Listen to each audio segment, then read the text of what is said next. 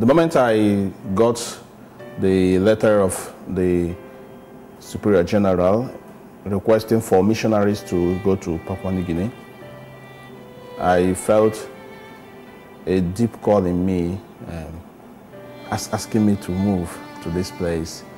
And I felt it is a mission that Vincent Paul himself would have wanted any Vincentian to embark upon.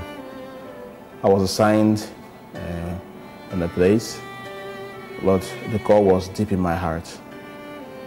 Not because I felt I was the right person to go for this mission, but I felt the need for priests to be in the seminary here in Holy Spirit Seminary Bomana.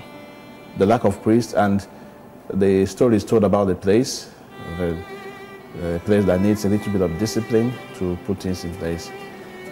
I felt I would be of little help to see the mission work here and to help the seminarians to realize the importance of the call to the priesthood. That decision was affirmed when I wrote eventually to go to this mission. Today, 3 years plus, and I feel so fulfilled and joyful that I eventually came to Papua New Guinea. And I wish that many people, priests, missionaries, who are willing to contribute their best to the mission here in PNG will be able to come here to work. It's not been a very easy task to come here. It took more than a year, like it does for most people who come to PNG. The process of going through the application of visas and the work permit delayed me for about a year and 3 months. It's a general problem here. They take their time to process the documents. But coming here, I realized that, oh, this is the place. This is the place to work. This is the place to help people. This is the place to help the seminarians. I saw it as a real challenge, a challenging place for the mission. When I arrived here in Papua New Guinea in 2008, precisely in October, I saw the need immediately of giving my own contribution to the information of seminarians here. Lots of work had already been done by the Vincentians who came here many years before I arrived, and I felt that I could contribute the little I can contribute. The first thing I did was to reorientate myself, sort of, to tell myself, look, this is not exactly the same with the place I'm coming from. At the same time, also try to stick to the standard of seminary formation as it would be anywhere in the world. Because I believe that seminary formation is not restricted to a particular place. Even though every community, every particular society has its own needs and its own troubles, its own worries, and its peculiarities that should come into the formation of the seminarians. But I also believe that looking at Papua New Guinea, today there may be a young church, a missionary church, but in future there will also be a church that goes out for mission. And that didn't stop me for any moment to try to help the seminarians to think towards this direction. I tried to do some work on their simple daily discipline in the seminary for them to realize what simple discipline could do in the priesthood.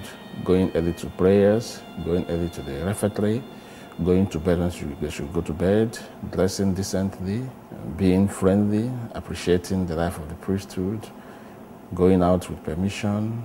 It was tough a bit, but after some months, they began to appreciate it. Today, the seminarians seem to be relaxed about it. They seem to be comfortable with it. I feel a lot has been done, and I feel that much more needs to be done. Jesus did not finish the mission himself.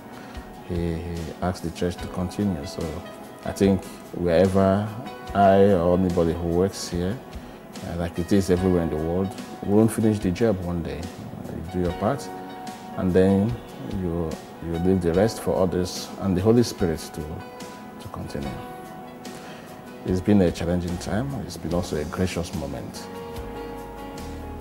Papua New Guinea has, I would say, humbled me in one way or the other. But I come from a society where priests are, seen as special people, seen as, what I say, very highly blessed people.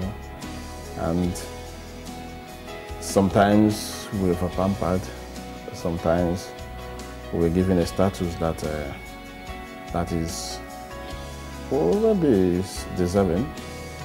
But today I look at it and I say, wow, I was in heaven, I didn't know. But here, the priest does a lot of job, a lot of work to convince the people on what they need to do. And he has to convince himself first, because he may not get the cooperation he necessarily needs to complete what he wants to do. There are a lot of challenges that may debar him: cultural, sociological, physical.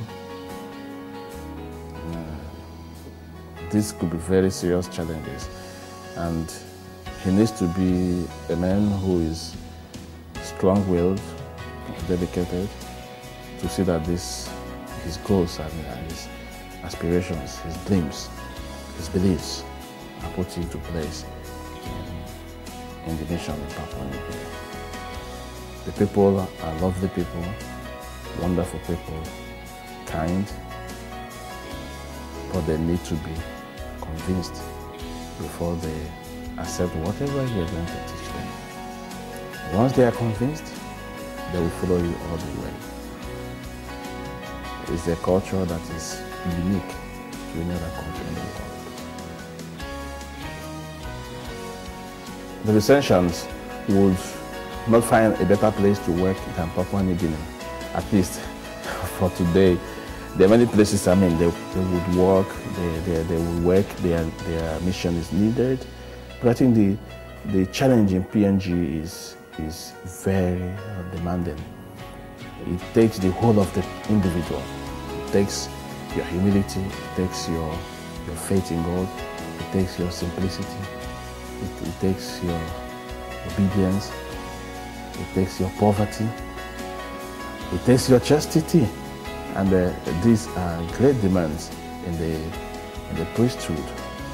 And it requires a complete man who struggles, who learns, who gets support from others to complete his mission here in PNG. I believe, like I said at the beginning, if Vincent was to be alive, if he's to be with us today, Vincent would not hesitate to send Vincentians to Papua New Guinea. So I would always invite Vincentians and all missionaries who wish to help in this little but tasking mission to come, and then to be willing to help in the mission in Papua New Guinea.